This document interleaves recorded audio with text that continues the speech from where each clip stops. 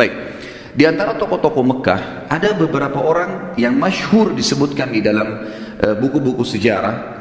Kenapa empat orang ya? Empat orang ini kenapa secara khusus disebutkan namanya? Karena empat orang ini mereka memang meninggal sebelum masa kenabian.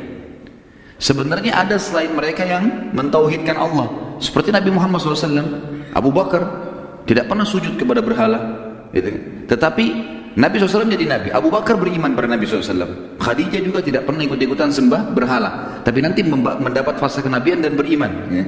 Tapi empat orang ini, empat-empatnya dijamin oleh Nabi SAW masuk surga. Artinya ada penyebutan hadis tentang mereka di surga. Itu karena mereka mentauhidkan Allah di masa orang-orang Quraisy menyembah berhala, dan mereka sempat mendakwahi kaumnya. Jadi mereka masih menjaga kemurnian ajaran Ibrahim alaihissalam. Ada di antara mereka nanti juga yang mengikuti ajaran Nabi Isa alaihissalam. Baik, empat orang ini teman-teman sekalian adalah yang pertama Uthman bin Talha, kemudian Waraqah bin Naufal, yang kedua, nanti saya ulangi lagi kalau ada yang mau tulis, yang ketiga Zaid ibn Amr bin Nufail, kemudian yang terakhir Qis bin Sa'ilah. Yang pertama Uthman bin Talha, yang kedua Waraqah bin Naufal, yang ketiga Zaid ibn Amr ibn Nufail, dan yang keempat Qis bin Sa'ilah. Saya akan sebutkan kisah ringkasnya keempat orang ini.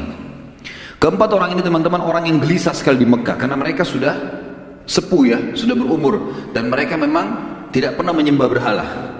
Mereka gelisah melihat orang tawaf telanjang, orang sembah berhala, orang makan bangkai, minum darah, segala macam.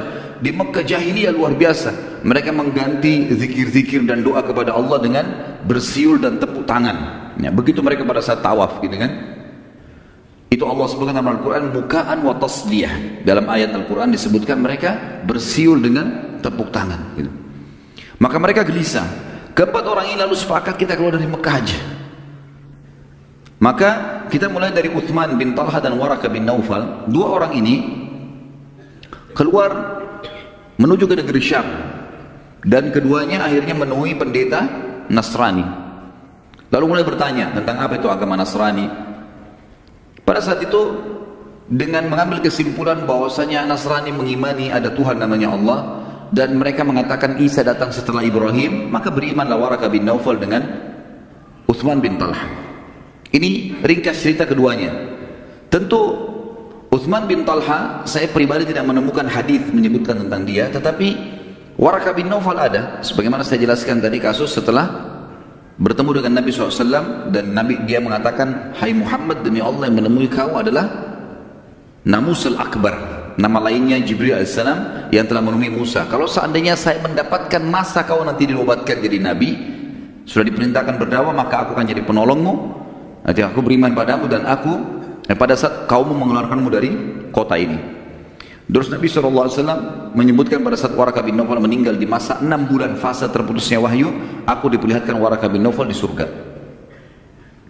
Kemudian kisah Zaid bin Amr bin Nufail, ini agak unik sedikit kisahnya.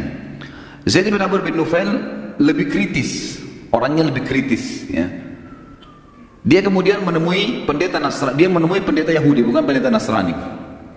Dia pergi ke negeri Syam, yang dia tanya-tanya ke orang, siapa orang yang paling pintar di muka bumi, yang mengenal Allah. Maka simpang siur berita mereka mengatakan pendeta Yahudi. Ditanya orang Yahudi, siapa pendeta kalian yang paling luar biasa, yang kalian anggap paling pintar? Ditunjuklah seseorang. Datanglah Zaid rahimahullah ke sana. Begitu ngobrol sama pendeta Yahudi, dia bilang, jelaskan kepada saya agama anda. Dijelaskanlah Nabi Musa, kitab Taurat, dan seterusnya, macam-macam hukum Allah. Tertarik Zaid bin Amr ini. Dia bilang, baik, saya tertarik, saya ingin masuk agama Yahudi. Bagaimana caranya?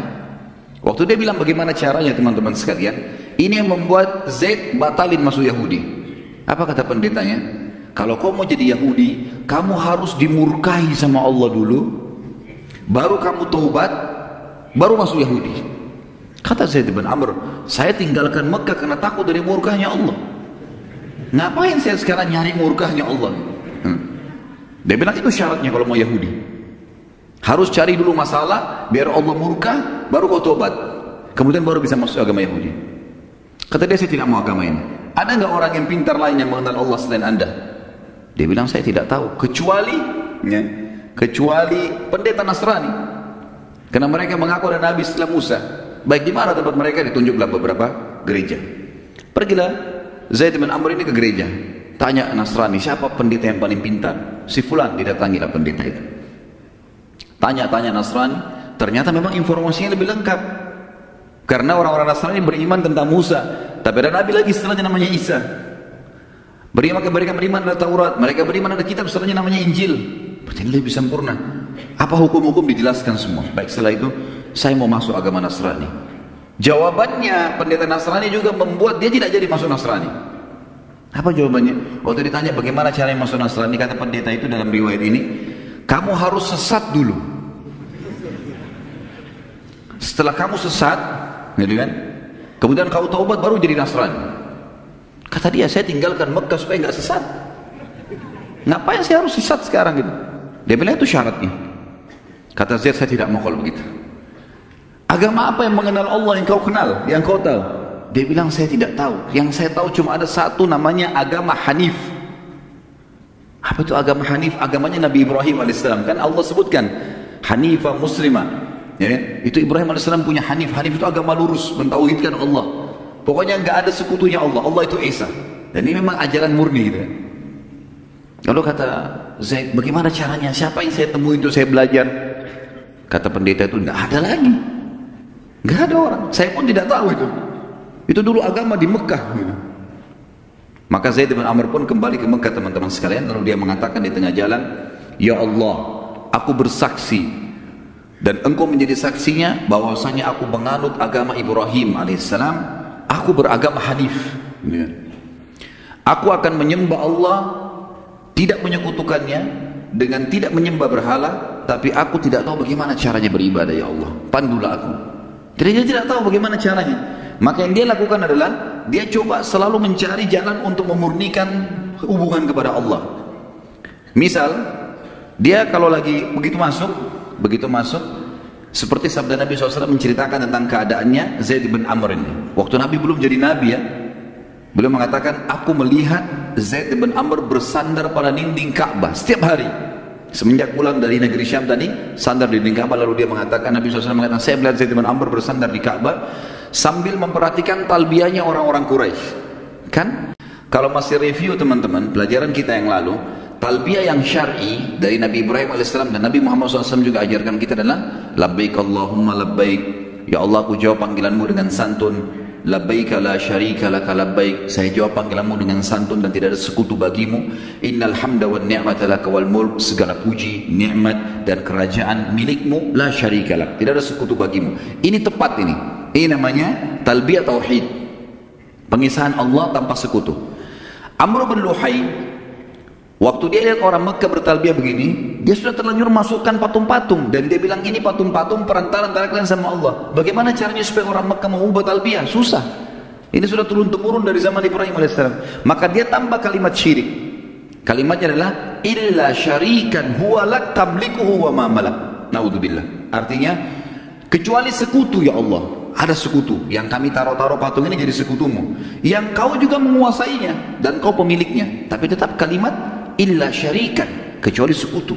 Ada sekutu yang disekutukan sama Allah. Maka Zaid bin Amr, kata Nabi SAW, berteriak pada saat mereka sudah mengatakan sampai kalimat labbaik Allahumma labbaik, labbaik la syarika laka labbaik, innal hamda wan ni'mata laka wal mulk la syarika lak. Pas di situ sebelum mereka tambah kalimat syiriknya illa syarikan walak, dia berteriak, cukup, jangan disambung.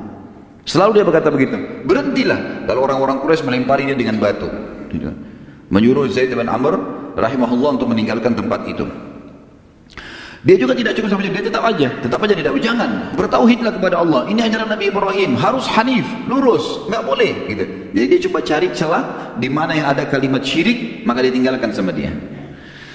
Begitu juga dengan orang-orang Quraisy, mereka suka datang membawa sembelihan-sembelihan, lalu kemudian mereka menyembelih untuk patung-patung itu. Ada di antara mereka teman-teman yang menggunakan nama Allah, gitu ya. Pada saat mau menyembelih, mereka menggunakan nama Allah, tapi untuk berhala, gitu kan. Jadi misal orang Islam sekarang menyembelih untuk laut supaya kapalnya tidak tenggelam, penjaga lautan lah, kan? Untuk mengapalah, untuk kebun, untuk rumah baru, segala macam menyembelih bukan untuk Allah. Walaupun menggunakan nama Allah ini bisa syirik, karena tujuannya untuk itu, bukan untuk Allah SWT murni. Maka Zaid bin Amr berdiri dekat mereka, jangan sembelih untuk patung-patung ini, sembelihlah. Allah yang menciptakan hewan-hewan ternak itu kalian nikmatin. Kenapa kalian menyembelih untuk berhala? Dan mereka habis disembelih, mereka nggak makan daging itu. Dagingnya dibuang aja di situ, sampai membusuk di dekatnya berhala itu. Jelas-jelas patung nggak bisa makan, ya rusaklah dagingnya. Tapi begitu yang mereka lakukan. Tapi Zaid bin Amr terus mengingatkan, sampai akhirnya Zaid bin Amr ini meninggal. Dia wafat 5 tahun sebelum penobatan Nabi SAW jadi Nabi. Dan Nabi SAW bersabda dalam hadis sahih, aku melihat Zaid, aku diperlihatkan Zaid mengenakan pakaian-pakaiannya di surga. Juga dalam hadis yang lain, Zaid akan dibangkitkan satu umat. Jadi dia sendiri hari kiamat sendirian, seperti satu umat sendiri. Artinya dia dipastikan akan selamat dengan izin Allah. Dan Nabi SAW sempat bersahabat sama Zaid, karena Nabi SAW juga tidak sembah berhala. Tapi waktu itu belum ada perintah syariat, belum dinobatkan jadi Nabi, gitu kan. Yang terakhir, yang keempat teman-teman sekalian adalah Qis bin Sa'ilah. Qis bin Sa'ilah juga orang yang bertauhid dan tidak syirik. Dan dia lebih dulu berdakwah daripada Zaid bin Amr, daripada Uthman bin Talha, daripada Waraqah bin Naufal. Kalau Uthman bin Talha dan Waraqah bin Naufal, mereka tidak mendakwakan agama Nasrani di Mekah. Mereka cuma ambil buat diri mereka sendiri, gitu kan. Kalau Zaid bin Amr, dia menjalankan agama Ibrahim AS. Dan Qis bin Sa'ilah juga bertauhid. Tapi dia tidak menyatakan agama apa yang dia pegangi. Dia cuma berjalan dengan apa yang sudah dianggap bagian daripada syariat Ibrahim AS di Mekah. Karena dia sering melakukan atau melarang orang-orang menyembah berhala, menyembelih seperti Zaid bin Amr tadi, maka dia diusir dari Mekah. Waktu dia diusir dari Mekah, maka dia pun hidup di padang pasir. Dalam beberapa athar disebutkan kalau Qis bin Sa'ilah ini orangnya sangat dewasa, bijaksana, dan kadang-kadang orang Mekah kalau punya masalah bertanya kepada dia. Saking seringnya dia hidup di padang pasir dan sendirian, maka dia hidup bersama dengan Uhush dalam bahasa Arab, dalam buku-buku sirah, atau sama hewan-hewan liar. Sampai dikatakan dalam salah satu kisah, beberapa orang Mekah pernah mau bertanya sama dia, minta pendapatnya. Dia sedang minum di genangan air bersama singa-singa, gitu kan. Dan pada saat itu dia sempat memukul beberapa ekor singa sambil mengatakan, berikan temanmu minuman. Ya. Jadi saking seringnya sudah hidup sama hewan-hewan ini. Dia tinggal 2 dari Mekah. Itu yang dinukil daripada atau dari kisah Qis bin Sa'ilah. Dan juga ini sama dengan Uthman bin Talha yang tidak disebutkan atau tidak saya temukan. Saya pribadi ya, bahwasanya Nabi SAW bersabda mereka di surga. Tapi yang 2 tadi jelas-jelas ada hadisnya. Walaupun sebagian ulama mengatakan keempat nama ini karena mereka bertauhid, atau yang 2-nya mengikuti ajaran Isa alaihissalam selama mereka tidak menyekutukan Allah. Dan kita tahu sebelum Nabi Muhammad SAW, setiap Nabi diutus untuk wilayahnya masing-masing. Misal Mekah, Nabi Ibrahim alaihissalam. Penduduk Mekah, walaupun di sana keluar Isa di Bani Israel, mereka cukup ikuti namanya ajaran Nabi Ibrahim alaihissalam.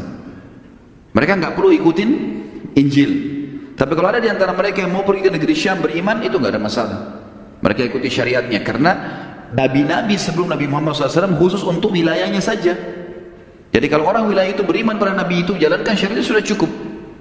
Kecuali Nabi Muhammad SAW, begitu beliau datang, seluruh dunia ini harus beriman.